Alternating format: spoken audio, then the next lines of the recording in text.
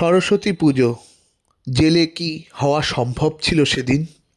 এই সরস্বতী পুজোর মধ্যেই লুকিয়ে আছে অনেক সংগ্রামের ইতিহাস। জেলের মধ্যেই সরস্বতী পুজো হয়েছিল সেদিন। সেদিন জেলের অন্ধকার কুঠিরে জ্বলে উঠেছিল বিদ্রোহের অগ্নিশিখা। সেদিনের মুর্শিদাবাদের বহরমপুর জেলে হিন্দু মুসলমান মিলে সংস্কৃতি ও জাতীয়তাবাদের অটুট বিশ্বাস তৈরি করেছিল।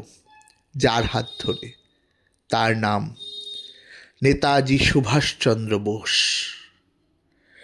সেদিনের আজকের মতো সরস্বতী পুজো এবং সুভাষচন্দ্র বোসের জন্মদিন একই সঙ্গে পড়েছিল এবং সুভাষচন্দ্র বসু সেই সময় অর্থ সংগ্রহ করে ব্রিটিশ সরকারের আপত্তি থাকলেও এক আকাশ ভরা জেদের কাছে মাথা নত করেছিল, ব্রিটিশকে বাধ্য করেছিল।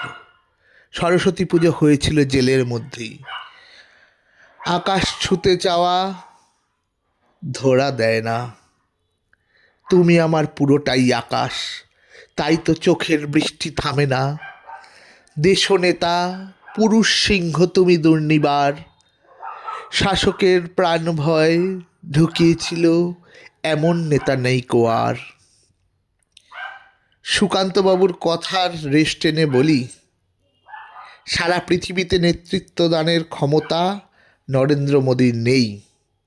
যদি কারো থেকে থাকে, তার নাম বোস, নেতাজি সুভাষচন্দ্র বোস।